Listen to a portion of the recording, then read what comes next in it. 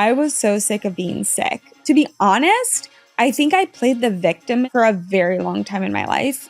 I used that as a crutch that set me back, and it didn't let my body feel what I was going through. You have to be completely 100% radically self-aware, listening to your thoughts, listening to your sensations. What is going on in my body? Why is my body feeling this way? I was sick of being sick, right? So I had to educate myself, researching, finding the right resources, talking to experts, talking to thought leaders. You have one body, you have one life. You are a human science experiment. So trial and error different things. Test for yourself. It goes back to listening to the sensations going on in your body. Welcome to Toxic-Free with KB, the podcast where we dive deep into the world of what it means to live a toxic-free life. I'm your host, KB. I'm a toxic-free lifestyle advisor and a diehard advocate for clean living. Welcome back to Toxic-Free with KB. I'm so excited for this episode because I've had a lot of people dropping into my DMs, sending me messages about me. And I'm like, oh my gosh, now I have to be on camera. So this is going to be a little bit of me sharing my story, my journey, how I became toxic-free with KB. Yeah, welcome back to the show. Today is all about me. How did I become toxic-free with KB, and where am I at on my journey currently? Oh my gosh. So the road was, I should say, long, because I'm 37 years old, and I think it's now just in the point of my life where everything came up to surface, right? The sand settled into the bottom of the bathtub, and I'm like, crap. You know, whether it was childhood traumas, whether it was dating experiences, whether it was being an advocate for my own health, growing up with autoimmune and things getting worse and worse and worse, I wasn't finding answers. I was not finding the answers I was looking for. And so I went on a journey to research everything that I could, find the doctors that I needed, and basically work on myself. My story around my toxic-free journey. Wow. I think it had so many different points and facets to it. I went through a dysfunctional upbringing like many of us do in life. My older sisters were ripping gymnasts. They literally had 24 packs on their stomachs, like washboard abs. And I just remember I was the youngest of three girls, so vulnerable. I was a swimmer, I was a soccer player, and I was a tennis player. And my mom was a nutritionist too. So going back, I just remember looking at myself, and it was probably mostly, I would say, during adolescence of 7th grade time. And I just remember probably going through puberty and just being like, I hate how I looked. I hated how I looked. And I literally thought I was like a fat kid. And I'll never forget that because going to the pool with your sisters and they're doing backflips off the diving board and you're like, I can't do it. I just felt like I stuck out and I didn't belong a lot. Also, I think growing up in the Midwest, it's really hard. We didn't have farmers markets there. So I don't think the nutrition was there that we needed. I ate just like everyone else did, you know? It's not like I was eating organic produce or anything, but my earliest memory was not liking how I looked and being the slowest, not a fast runner, whatever it may be. The traumas that we put ourselves through in life, they stay in the body. There's a great book called The Body Keeps the Score. And I think as you get older and older and older, if you don't realize that, you repeat those patterns in life. How I coped as a child, it brought me into some repetitive thoughts, repetitive patterns in life. I had some abusive dating relationships that I think made me who I am today and grew me into the woman that I am today and helped me use my voice in such an amazing way.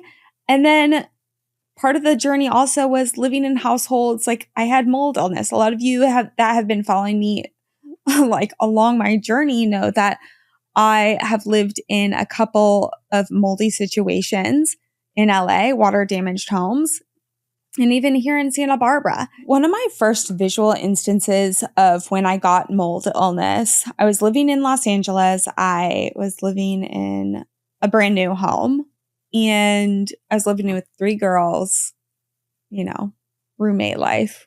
Gotta love it. In my bedroom, all of a sudden, I noticed that there was this bubble forming. Okay, so first off, how did that bubble get there? There was a terrible, terrible rainstorm. And apparently, when they built the house, there was not proper drainage up there on the roof. So over time, I noticed, there's a bubble forming on my ceiling. And lo and behold, that bubble one day started to kind of seep in. That was a visual occurrence. But the feelings that I got, I was wondering why I had become neurologically or like scatterbrained, short-tempered, erratic in my emotions. And I felt almost that I was going crazy. So something that I learned along my journey was that when I was educating myself, I knew that symptoms of mold illness, mold toxicity, it's a neurotoxin. It manipulates certain things in your organs, in your bodies, and it makes them work in basically like a psychotic manner. From there, I had to find some natural modalities to heal myself. And lo and behold, one of them is meditation, because the more that you are stressing over something, the more that you are anxious over something, then your body will cause more inflammation. And when your body's trying to heal, inflammation, especially with mold, is not what you want. I had to have people come in and test the house. They did spore testing, they did air testing, they did patch testing on the roof. And yes, there was definitely mold in there. They remediated, they cut a hole out in the ceiling. And at that point, my body, my liver was just like so overburdened with the detox process that I was like, I got to get out of here. So then I moved, which is probably the best thing for anyone with the ability to do so. They have to get out of the situation. Because of the mental state that I was in from the mold illness, and I didn't know what was going on, right? I just thought I was some psycho girl in my late 20s. The mold was manipulating my brain. It really did affect the relationships that A, I kept with myself, and B, I kept with others. I went into probably a depressive state because I didn't know I was feeling the way I felt. I attracted the wrong people into my zone. I trauma bonded with a lot of people and played victim mentality. Since I couldn't think clearly, I wasn't making best decisions. And when I also say I wasn't treating myself nicely, I probably wasn't letting my body rest and heal during that time because I was so scared.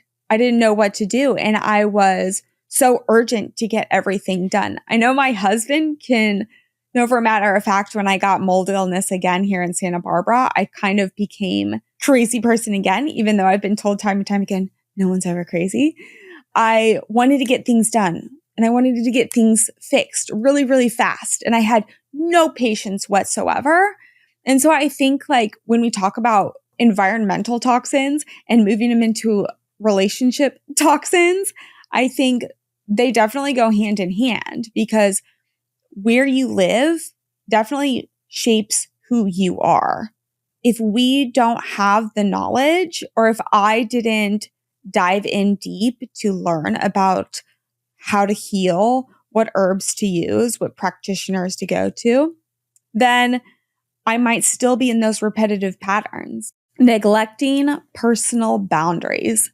Wow, I think this is something that we could all relate upon because it has taken me, as I say, I'm 37 years old when I'm recording this, and there has been so many times in my life where I've been the people pleaser and I've just wanted people to, almost feel overly loved and supported And I think that has railroaded my needs in the end. And I've constantly had to work on that aspect of myself and just advocating my truth of, yes, this is okay, or no, that doesn't work with me.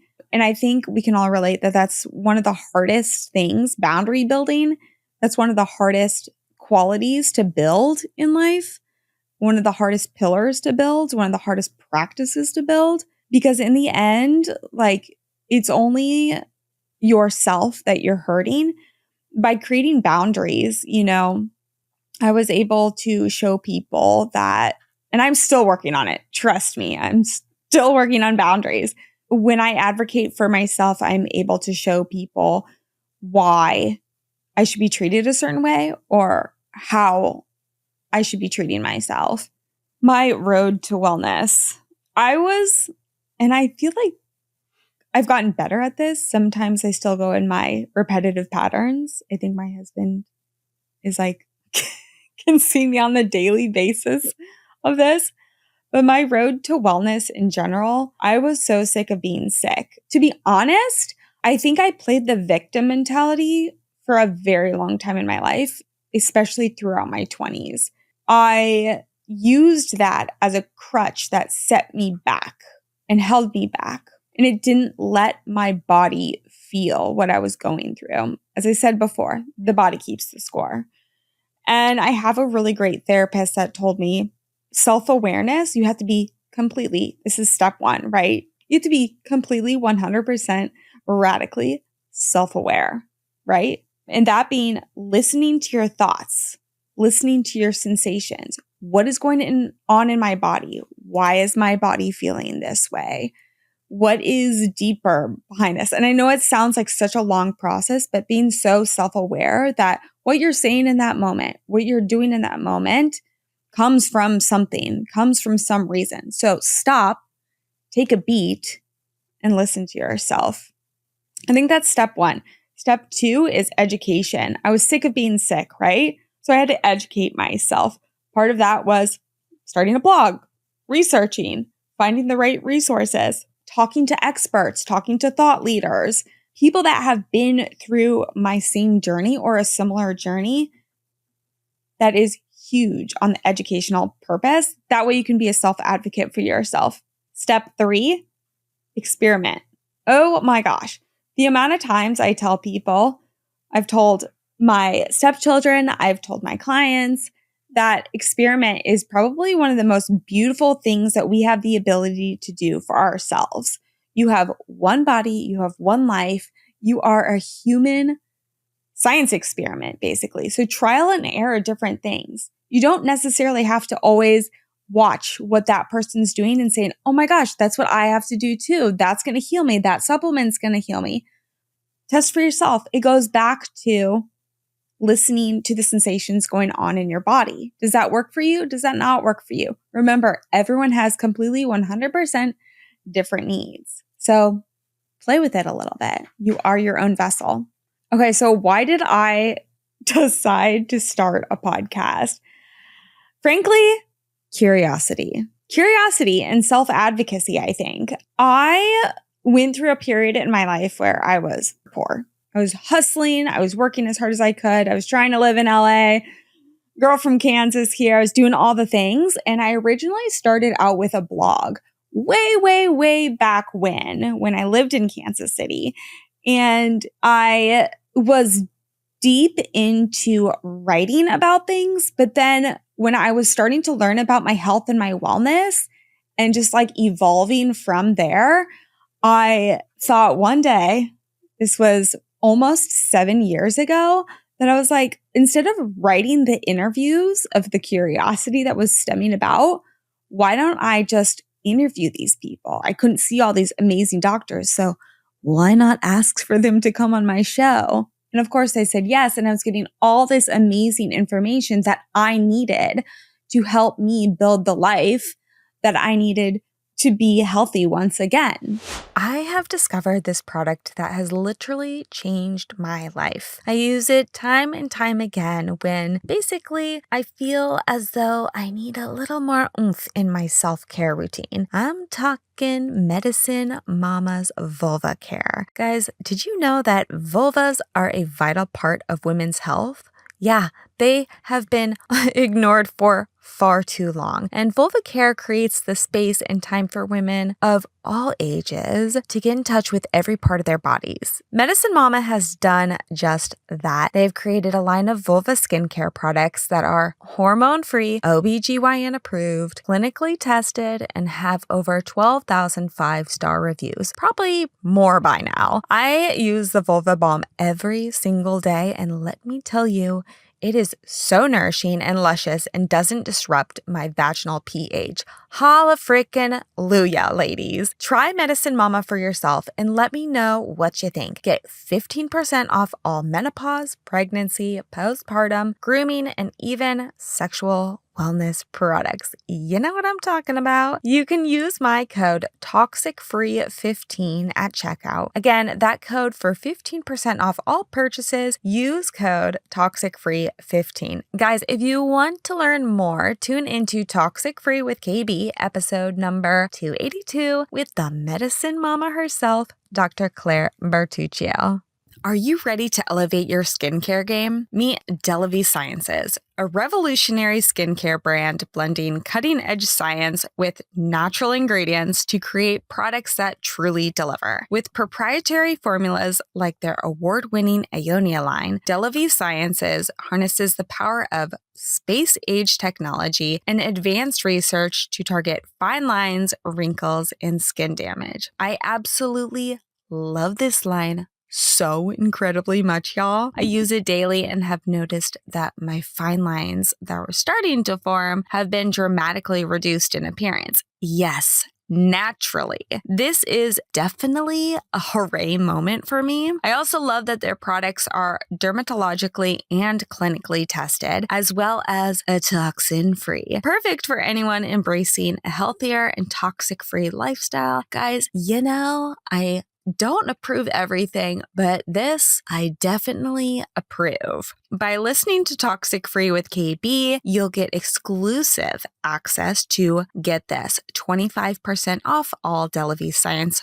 products by using code TOXICFREE, because your skin deserves science, not shortcuts. Once again, visit delaviesciences.com today and use code TOXICFREE for 25% off and experience the future of skin health. To hear more about this innovative skincare line, listen to my entire interview with one of the founders of Delavie Sciences, Dr. Kyle Landry.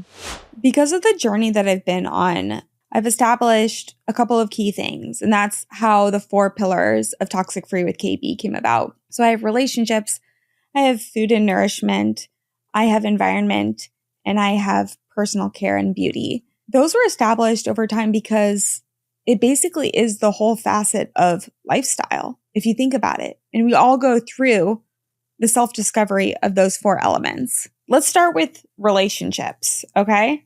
So relationships, your spouse is the number 1 biggest decision in your life. Your spouse is the number 1 biggest decision in your life, right? If you don't have communication, if you're not vulnerable with someone, if you're not honest with someone, then that's probably not going to be good down in the long road. The second thing with relationships is relationship to the self. If you don't like yourself, you're probably not going to feed yourself nicely at times, right?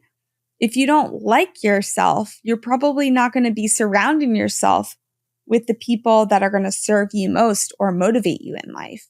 Food and nourishment, sticking to what works with your body. I've seen so many different doctors out there and everyone has a different practice. Everyone has something to say. And so I've had to become really disciplined on what I put in my body so my body doesn't have a flare-up, so I don't have an allergic reaction, whatever it may be, knowing that sticking what works best with your body and having the boundary around that is huge. That's another thing. Low-hanging fruit. Be an advocate for yourself. Nourishment. Nourishment in the form of visual nourishment, listening nourishment. Let's use news. Let's use the pandemic, right? So if your cortisol, if your adrenal, if you're becoming stressed out, if you're becoming like, oh my gosh, overly excited about something and your body can't handle it, turn it off. Just turn it off like a light bulb, right? So nourishment can come not just nutritionally, but can come with anything, right? Listening to music, loud noises, TV, the environment, something so easy and it can be so free. Taking breaks in nature, right? Taking breaks, taking tech breaks. Nature can be such a beautiful air purifier in itself. It's not just like having air purifiers in your home. Certainly, yes, I would highly recommend having an air purifier in your home. But taking breaks in nature and what that does to the mind and the body altogether, super important to do. Personal care and beauty, I personally try to stay as minimal as possible and as clean as possible, knowing exactly what the ingredients are that are going into my body and what those ingredients are doing. There's so many awesome apps out there that you can literally, while you're shopping, scan a barcode and it can give you a rating. Is this product good? Is it bad for you? Wow, what a gift, right? And knowing that self-care isn't selfish. I love that saying 100%. And I know that self-care, this also goes back to relationship with yourself too. But self-care looks so different in so many different forms for every single person. So knowing and telling yourself self-care isn't selfish. Whatever form of self-care it is to you, hopefully it's not destructive, but knowing that self-care isn't selfish. How did my fitness routine evolve over time? Well, when I was younger, I was put into a lot of organized sports, soccer, tennis, swimming. To this day, I'm still a swimmer. That is my number one. I relate with the water so much. Even if I have to jump into the frigid water in the morning, I will do it just because it helps my parasympathetic nervous system. But I, to be honest, guys, used to abuse my body so much with my fitness routine. I thought more cardio. I thought more throwing around these big ass weights with the boys, can I say a brand F45? Like it just did not work for my body. I ran marathons. I did triathlons, anything that I thought would put me into the position of like what I thought, quote unquote, was golden health was great. But to be honest, I felt so bonky at the end of the day and I didn't feel like exuberant from it. So I think now I'm really much focusing on low impact routine. I am doing weights, but I'm doing it more with like smaller weights and more movements that are working for my body. I do rebounding routines, which is, yes, jumping on a mini trampoline. I dance with my headphones on in front of a mirror. I go for long walks with my dogs. Movement for me is just a way of my life now. I just like to move. I really enjoy moving. I like to go wake surfing. As I say, I'm really connected with water. So any way where I'm just moving, that's key for me, but not abusing my body. I get time and time again, what do you do? How do you eat? I'm going to be honest. I have a very disciplined and I have a very strict diet, which a lot of people ask me. They're like, how do you enjoy your life? But at the end of the day, it helps me really balance emotional eating, I think, because as I told you, when I was a young child, I probably emotionally ate a lot. So it helps me with that. And it also helps me with decision fatigue. I am making so many decisions every single day that at the end of the day, I just want my routine. I want to know what I'm going to make. And it goes by what's in season too. But yes, I have been tested and have been positive for celiac gene. So I don't have gluten and I don't have lectins per Dr. Gundry. Thanks, Dr. G. And I have had to be a human guinea pig on myself. Does this work for me? First of all, trial and error, going back to experimenting on myself. Does this work for me? And yes, that lifestyle is working for me. I don't eat animal products. I'm not opposed to it, but I don't eat animal products. Right now, specifically, what's working best for me, and I learned this when I was traveling abroad in Indonesia recently, is that steaming things as clean as possible is so nourishing for my body. I used to do giant sheet pans, and I might come back to it, but right now I'm taking a break. I think that's important for all of us to take breaks from time to time of what we mechanically do over time. So I used to do sheet pans, and I probably over roasted those vegetables and burnt them to a crisp. But everyone loves like a burnt little crispy broccolini. Am I right? But right now I think steaming things and adding a lot of like herbs on top of it and spices, if we're talking about like nighttime routine, is great.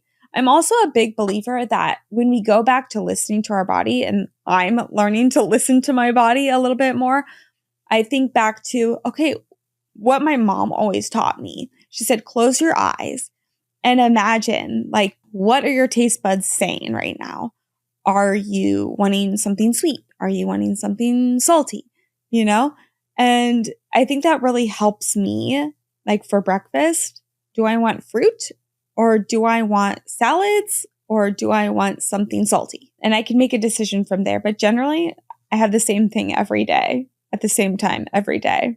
My husband pretty much will probably know where I am at all times of the day because that helps me stay regulated. What are some of the things that I've done in my home to make the environment as toxic-free as possible, to make it as safe as possible? I'm a huge believer that our home is our sanctuary. It is a very vulnerable place for us.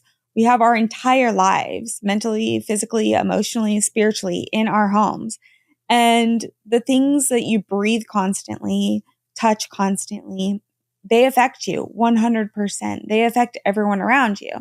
So I've made some dramatic changes over the course of the years. One of them being the cleaning products that I use. Wow, right? Remember what we said. What you put on your body goes into your body. The cleaning products, the laundry detergents, I love personally, I'm going to like throw this out there, Branch Basics. We use Branch Basics for every single solitary thing in our house. My house cleaner loves this stuff. Oh, really? This one's for you. She also cleans my husband's office, and I've noticed she's started using Branch Basics in there as well. Branch Basics is literally the best, and it's plant-derived. I've wiped off my dog's paws with them too. Shameless plug, there's a discount code in the link below. But also painting the walls. I have this amazing paint company, and I will also add the link in the description below. But there's no VOCs, there's no off-gassing, any of that. We had 3 of our rooms in our house painted at one time, and we could probably walk into the house. I think it was like 2 hours later. I smelled nothing of paint. This is truly amazing. The next thing is air purifiers. The kids hate me for this. They 100% hate me for this because I walk around. If they're turned off, you better believe I turn those air purifiers back on. But I think as a precaution and a preventative, and also it's like the canary in the coal mine, when you have stuff cooking in the kitchen also as well, it's purifying the air. Duh. Hello. You should keep those bad boys on. The bed linens that I use all natural products. So that also goes back to the mattresses that you sleep on. Are they off-gassing? You spend, what, a third of your life in your bed? What you're sleeping on also goes into your body. If you're sleeping on something that's off-gassing, trust me, that's going into your organs. So we use an amazing brand. I will also put the link below. It's by Parachute. I'll put the exact item in there. I have 2 amazing fur pups. I've got Poppy and I've got Harley Girl. I'm just pretty much a dog freak. When I found Botanical Bones, I had to contact the owner and I had to ask, oh my gosh, can I get some Treatos for my pups? Of course. She sent a whole bundle my way and my dogs are obsessed. So they have 3 specific formulas that I want to shout out, and they are based upon traditional Chinese medicine, which y'all know me, I'm a huge fan of that. So they've got Inner Glow, which has chaga, dandelion root, and ginger. They've got Flower Power, which is blueberries, red clover, and reishi. And they've also got Balance and Calm, which has ashwagandha, lemon balm, and hemp seeds. So, of course, you can pick your quote unquote pup's favorite type of flavor, but let me tell you, the dogs will love them all. And trust me, I have literally sniffed them myself, and I'm thinking about trying a handful or 2. I want to give you guys 10% off these amazing treats that your dogs will love and then will thank you for time and time again. 10% off using my code HONEST10, because we could all use a little more honesty in our diet, and I think our pups could too. So head on over to botanicalbones.com and use code HONEST10 for 10% off. Let me know what y'all think. I think one of the hardest things to incorporate change into our lifestyles is probably our cleaning products, because a lot of people think just because that smell is coming out, that means it's clean. But truly, y'all, you've heard me talk about this time and time again, that smell could actually be a toxin. So something that I've actually incorporated in our household, and I actually send the kits to all of my friends and family members as gifts time and time again, is Branch Basics products. Guys, Branch Basics never set out to sell soap. They truly are on a mission to help people create healthy homes and experience the power of pure. I am totally on this game as well. And someone that has been highly sold is our house cleaner. She has helped toss the toxins with me, and she uses Branch Basics for all of our cleaning necessities at our house. And let me tell you, we don't always live in a clean space. We've got 3 kids, 2 dogs, I've got a husband, so we've got a lot of things to clean up. 3 of the things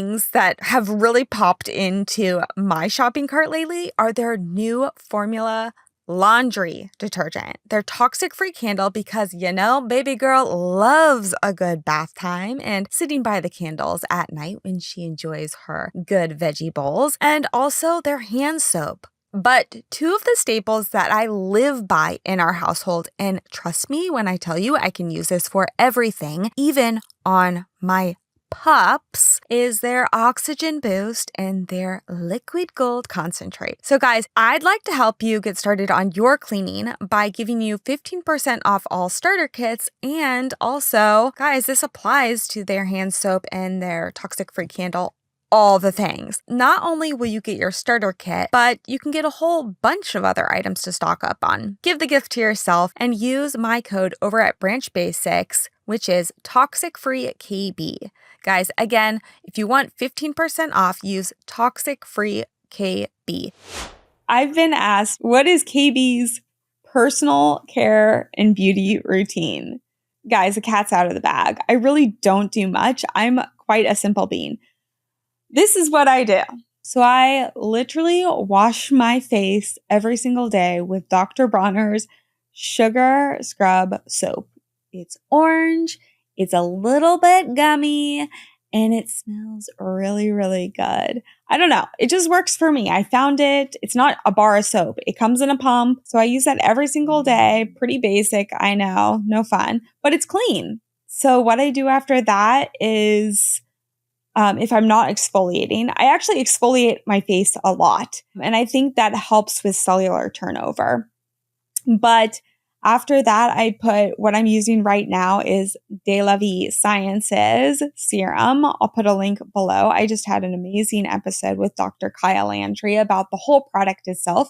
I've been using that for months. I really, really enjoy it. It's super light. I put it on my face. That's been working so amazing. I use their skin moisturizing cream, the shaping cream as well, and I use the under eye. I also put on some sunscreen. It's just a mineral sunscreen, super light. It's by Zatique. This is not endorsed. I just get it at my local market down the street, but it's super clean as well. And after that, if I put makeup on, I'll put a little jojoba, clean jojoba on my skin. Gosh, there's a whole routine based upon the season though. So I'll put jojoba on my face. on my body, maybe some raw shea butter if it's extra dry outside. But here's the kicker, which everyone wants to know about. Yes, I use tallow on my skin. Let me tell you how amazing that is for the skin. I don't put it on my face because I have really small pores, but I do put it on my body. And how do I get this tallow? I don't get it from a jar at the grocery store. I get it from my husband's smoker. Yes, my husband likes to smoke a brisket every now and again, and I don't eat meat, but baby, you better believe it, I'm taking the tallow. But yeah, for makeup, I'm pretty basic once again. I use just some cream-based tinted moisturizing bronzer. The brand I use is Saie. It's Saie. And then I will use some highlighting balms by Milk. They're pretty clean. And Ilia, I find, is really great for mascara. I know a lot of people have irritations with mascara and their eyes actually start to like itch, but that's been really great for me. And I'm telling you, I am one of the most sensitive people in the world. I will break out in a rash. So that's been working really great for me.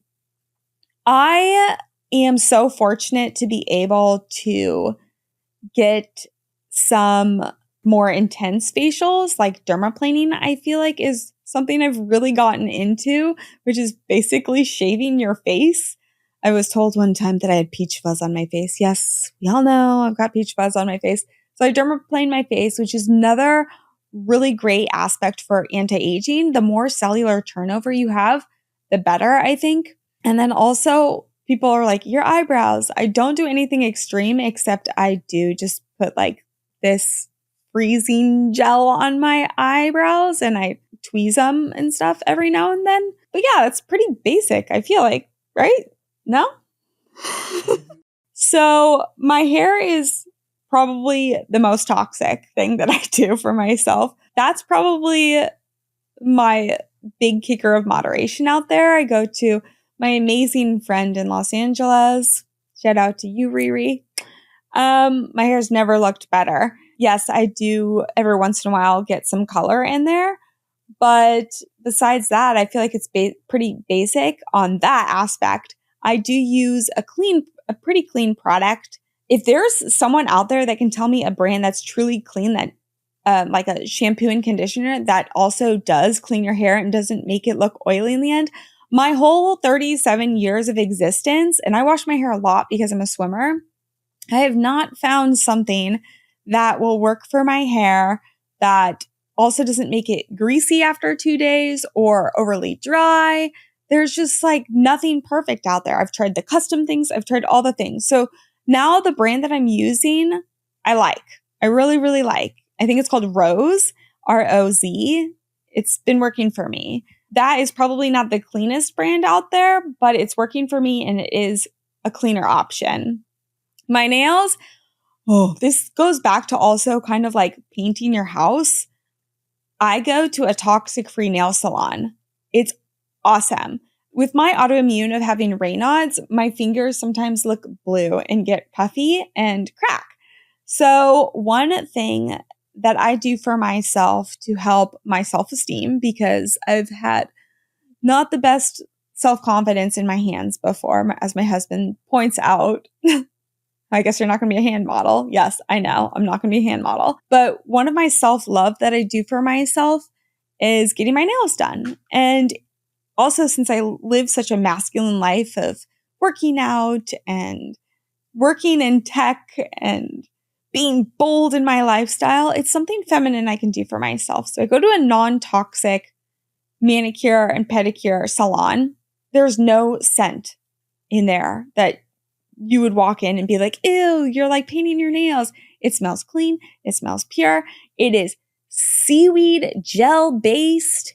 Yeah, who knew, right? So it's also nourishing my nails at the same time, I have to tell you. And that's my little nail profile for you. Let me tell you, the seaweed goes a long way for your skin. How do I maintain a really great relationship with my significant other? I think it goes back to learning about what I didn't want in life and how I got that significant other. I went a very long time not dating. My husband is, I know I talk about him a lot, but he's blown away. Like, you didn't date for X amount of years. Certainly I dated people here and there, but I knew that they were not the one, or I didn't want to settle. I think that was my big vow to myself, is never settle. And so I didn't. And so if they didn't check one of the boxes in the lifestyle that I deserved to be treated like, or maybe needed as a value system in my life, it just didn't work for me. So I didn't settle. After the point of the timeline getting a little too long, and I was like, I don't need someone, I want someone. If you watch back to that episode with my husband and I think you'll find some really good tips about what we do as a couple to keep the honesty alive, to keep the intimacy alive, to keep the communication like purely authentic, and to allow space for vulnerability. I think those are such keys to cultivating a healthy relationship. Also, it's not just going with a spouse that those aspects will work upon, but the relationships that you have with your family, with the friendships that you hold. You are the 5 people that you associate yourself with. What I do to maintain a healthy relationship with my spouse. Specifically, I think honesty, intimacy, communication, and emotional intelligence. I'm going to throw that one in there. If my husband's having a bad day, if he's having a stressful day, I can feel his vibe. By acknowledging that and not room baiting him, we have this term. If I start to like go all over the place and I'm like, babe, this, babe, that, what about this? Did you notice that? Da, da, da. And he cannot like even like comprehend all of those demands right then. I have to be like emotionally intelligent to be like, whoa, step back, because that's not going to work for our relationship. Intimacy, reading each other's vibes. I think this is a huge kicker. One person, I mean, obviously it takes 2 to tango. So if I'm not feeling it, then it's not going to be a good session, if you know what I mean. So if he's not feeling it, it's not going to be a good session. Do you know what I mean? So I think reading each other's vibes and truly like connecting on that aspect, because then when you know that you do come back together, it's going to be amazing. My husband and I made a promise to each other. And I think I'll use an example of when we were out at a friend's, were they friends? An acquaintance of his. And we were on a boat ride, and I knew I was uncomfortable with the situation. And we have a code word for if one of us is uncomfortable with a situation and want to get out of that situation and it's time to go, we say the code word, the other person supports us, and we're out. I think also honesty goes back to needs. Like, what are my needs? Do I need solo time tonight? Great. Can I not go to that event because I'm exhausted? Voice that. Be honest with that. It's so scary to like point that out there and not think that that person's going to be like, what? You're no fun. You never want to do anything. But sometimes we just need a break. The other thing my husband and I do, which a lot of people, it's very interesting, right? We've been married for 2 years and we don't sleep in the same bedroom. We don't. Trust me. Our relationship is so golden, but we get a good night's sleep. We wake up the next day and we go about our day and everything's great. But we don't sleep in the same room. And I think that's kind of vital for a lot of relationships because me personally, like last night, I could not fall asleep. I felt an itch at every angle. And if I did that for an hour, my husband probably would have been like, are you okay? Are you okay? So being cognizant of that, I think was so golden, and being unapologetic that those are some of our big needs. Sleep is so important. What's my morning routine? Okay, so depending on the day of the week, typically I wake up at 5:15 in the morning. Don't know why 5:15. I just felt it was better than 5 a.m. I wake up before the sun. I let the sun hit my eyes And that helps me say like, all right, your circadian rhythm has begun. You are awake. So I wake up, I lollygag. Actually, can I just say I herkle-durkle in my bed for a little bit? I drink a buttload of water. The night before, I set up my hydration station on the side of my bed, and I have probably this much filtered water of some aloe. I have purified water, and I have my 40,000 volts electrolytes squirted in that bad boy. And that helps the mojo start flowing. Hold on, but wait, there's more. So at that time, I go into the bathroom. I turn on the water. I scrape my tongue with my tongue scraper. I brush my teeth, and I wash my face primarily with my sugar scrub. And then it's time to poop. Yes, we all love a good bowel movement in the morning because if you don't get a good bowel movement, you're grumpy, right? So I make sure that my lymphatics are really working that day. If you don't know what lymphatics are, look them up. Trust me, your mind is going to be blown. But I make sure I have a good poop. And then I get ready for my first morning movement of the day. So whether it's swimming, whether it's going for a run, I get dressed immediately. I don't put my sweats back on. I don't put on a robe. I don't shuffle around the house in slippers. No, I gotta go, right? I go down to the kitchen and I concoct all of my other beverages. Yes, I probably have like 5 beverages I bring into the car with me. So I refill my hydration of my aloe and my electrolytes and my filtered water. I have my tea kettle boiling at this point, and I make my fresh matcha tea. And then I have a giant jug of fresh ginger root and lemons with hot water. So I sip on that all day long. And then I have my greens in my jar, which is a liver cleanse concoction of chlorella, spirulina, moringa, burdock root, alfalfa, all the greens that you could think about. And I mix that with, you're going to love this concoction, oil of oregano, a splash of apple cider vinegar, and sometimes I juice some ginger root in there for a little punch. And then I top it off with filtered water. Shake that bad boy off. It really helps with my intermittent fasting that I do until my first edible meal of the day.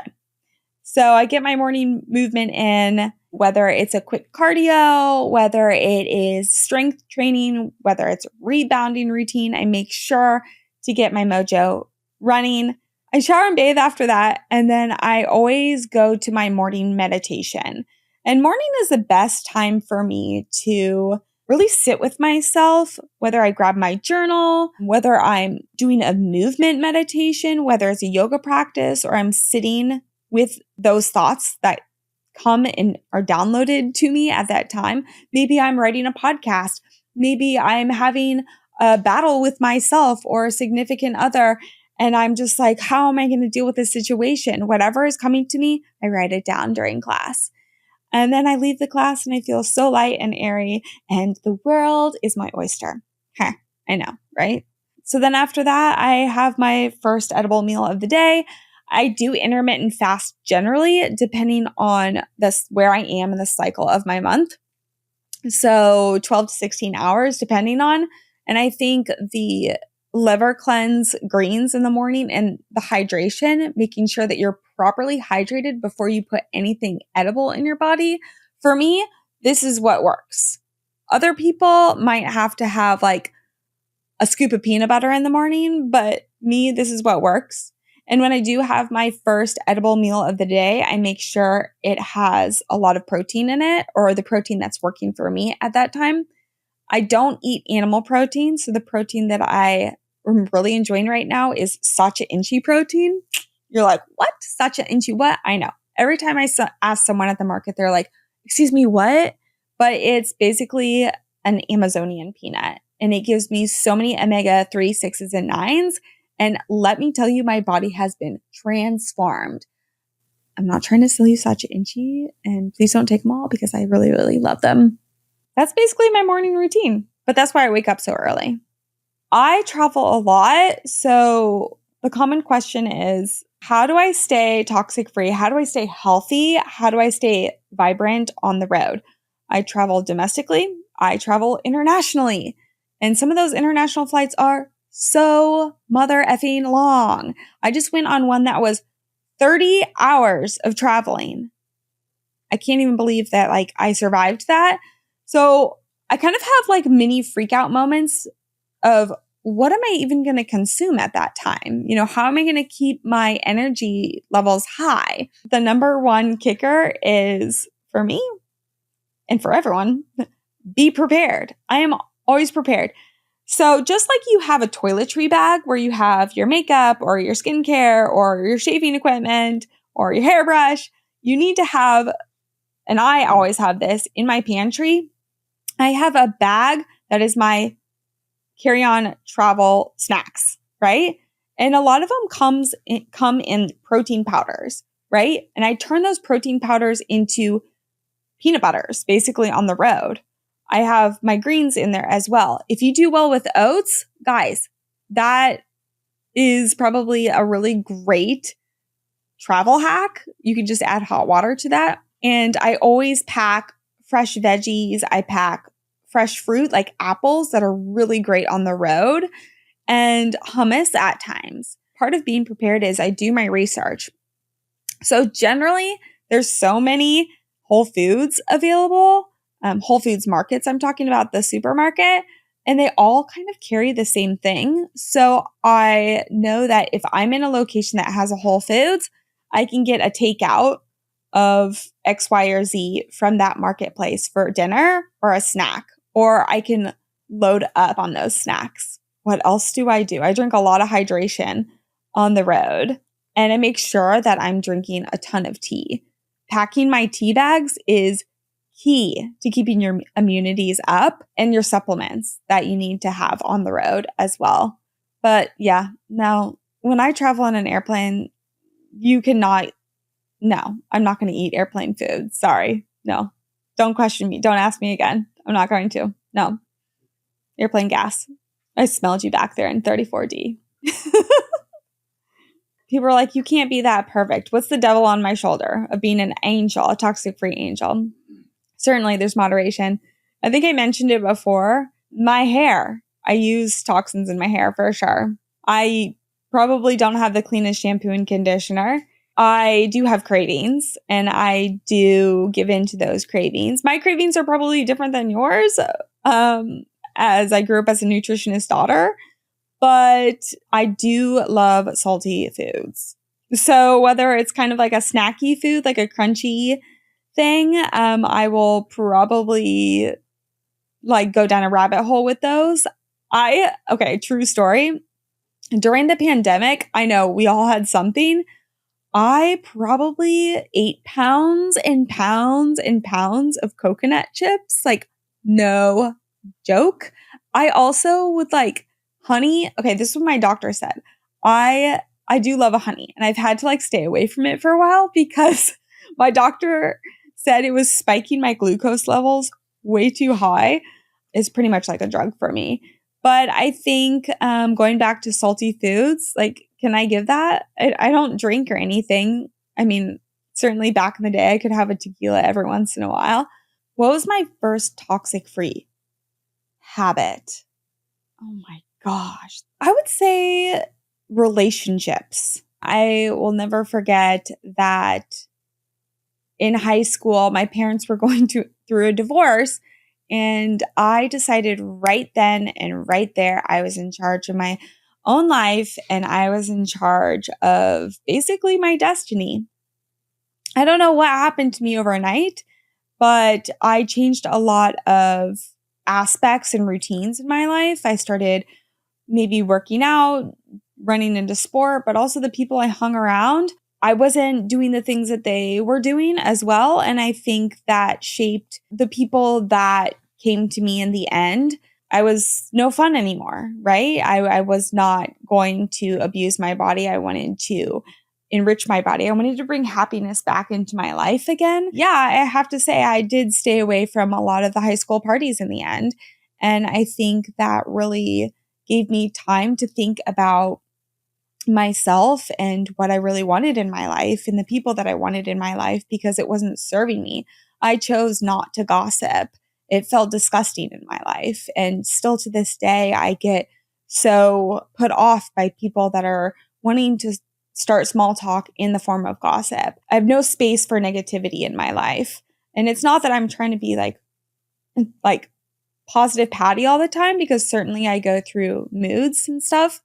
But I think the people that you associate yourself and the people that I associated myself with really shaped who I was today. And I think, yeah, that's probably the first toxic-free habit that I formed within myself to grow the life that I have.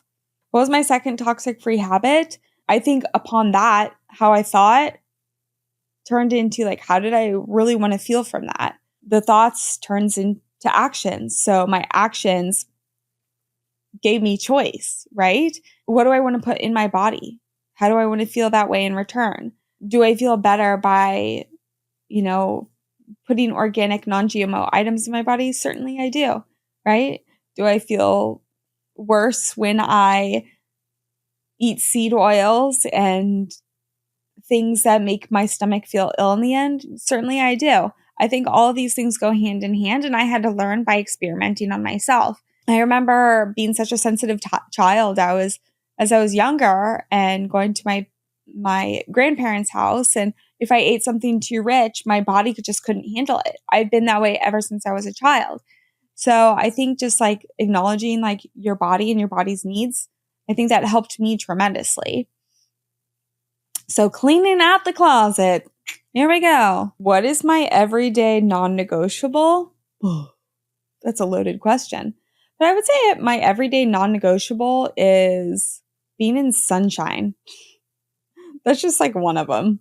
I feel like everything in my life is non-negotiable at this point. Am I right? But if I could name one thing, I would say being in sunshine.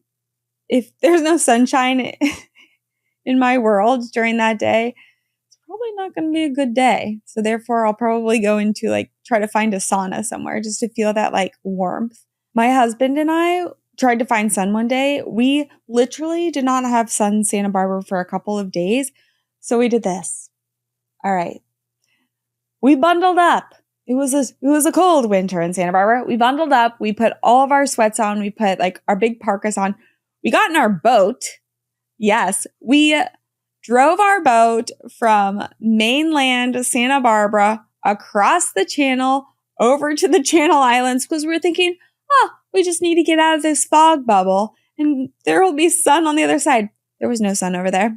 There was no sun. So we waited. We sat there at the Channel Islands in our boat, waiting for sun.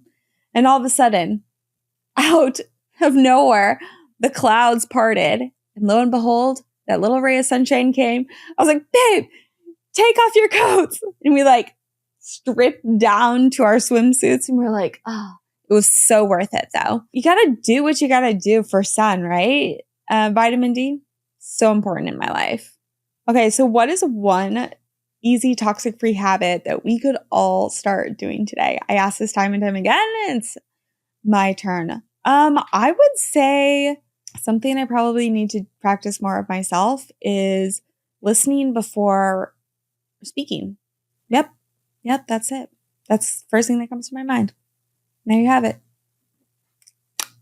Okay, y'all can find and follow me. Everything's linked below at toxicfree.kb on Instagram. And I'm on TikTok. You can find me everywhere. Guys, it's been such a pleasure. It's been such an honor. I know there's so many more questions that you probably want to ask me. Feel free to drop in. Thank you guys so much for tuning in each and every episode. I appreciate y'all so much. Until next time, remember, you're doing your best and your best is great. Thanks for watching Toxic Free with KB. Please subscribe to the show, comment below, and check us out on Instagram at toxicfree.kb and TikTok at toxicfreewithkb. See you next time. This is a Kilo Bravo Media production brought to you by Rainbow Creative.